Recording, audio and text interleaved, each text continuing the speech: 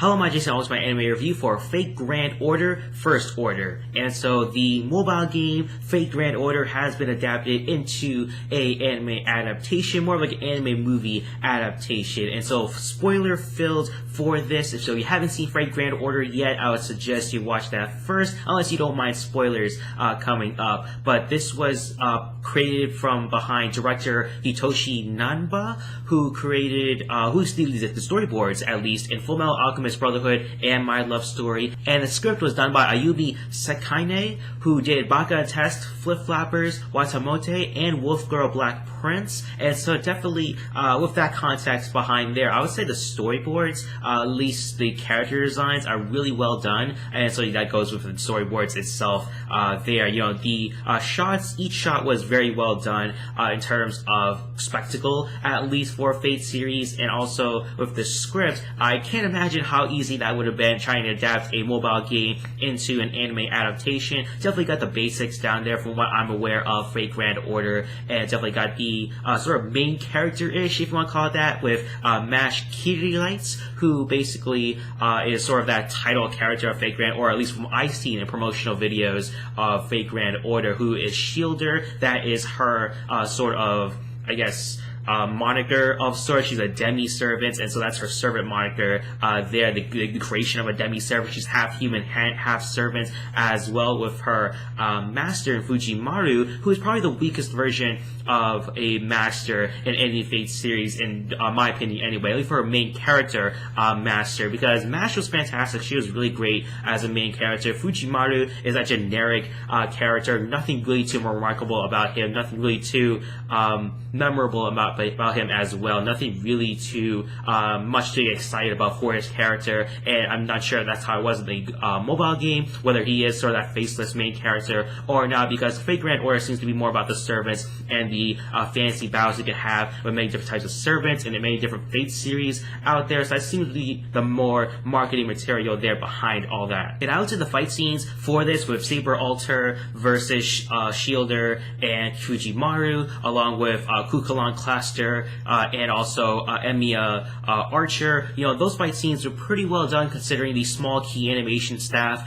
They did a pretty good job at keeping that Fate series feel and look throughout the whole entire time. Nothing really too outlandish per se in terms of bad animation, but for the most part, pretty good and also not terrible as well. That's pretty much how you can sum up this whole entire anime in general for this anime movie. Not great, not terrible. That's really how I would describe it here. Not really required viewing for any Fate series fan, at least from what I've seen from Fate Grand Order, for the minimal that I've seen, because it sort of just ends with a sort of introduction into the game itself, where you get ready to go into these different worlds, and I guess they use time travel of sorts to jump into these different worlds in a different point in a Holy Grail War, as they did here, and also with other aspects of different worlds as well. They go up against different masters and servants that Mash and Fujimaru can go up against together. And with the aspect of this being adapted from a mobile game, it definitely felt like a game within itself, with the story aspects and the different expositional aspects as well. There's a huge exposition dump for the first half of this film,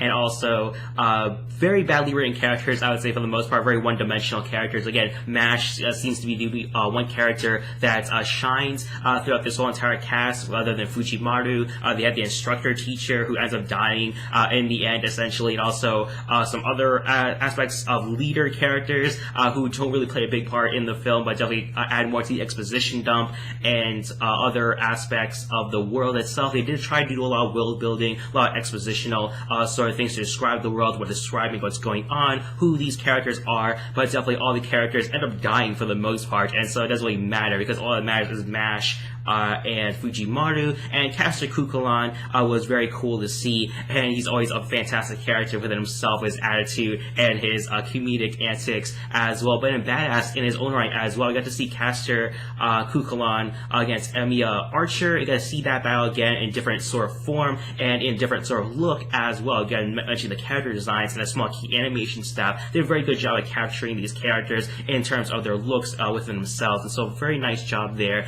in terms of the animation direction, story direction. You know, definitely a lot to struggle with the adaptation of a mobile game in Fate Grand Order and trying to make that into a concise and cohesive story. It did it decently for the most part, but again, a huge exposition dump that you sort of lost within that there, and that's sort of the aspects of the video game where it was bad, but the good parts were the action and the animation, definitely with the big climax fight scene between Saber Alter, who's I guess the ringleader for everyone else. She goes up against Mash and Fujimaru, and Mash is able to unlock her Noble Phantasm basically through their connection as a master and a servant, and her Noble Phantasm is basically like a mirror force sort of thing. It creates a huger shield against Saber Alter's Excalibur attack, and then sort of redirects it back to her. And so as I mentioned before, this anime film is not great, but also not terrible as well. Pretty decent for the most part overall. If you're a Fate series fan, you're definitely sort of in the middle, indifferent about it. It doesn't really add more to the series. You do get to see Mash in a anime form rather than just a video game form, so I guess there's the benefit of that there. Will there be a second order in Fate Grand Order? I'm definitely curious to see whether they'll do another film, a sequel film towards this. I can see, many different possibilities considering the aspects of the gameplay of Fate Grand Order, but still for rating for Fate Grand Order First Order, I'm giving this a 3 out of 5,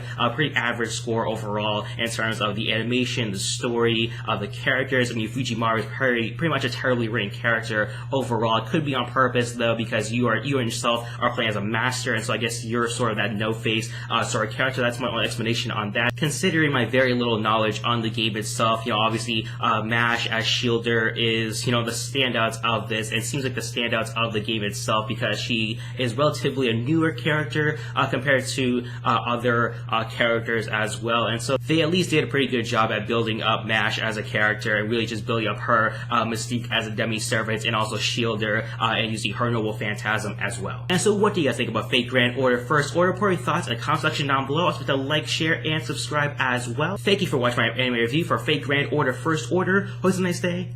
Bye bye.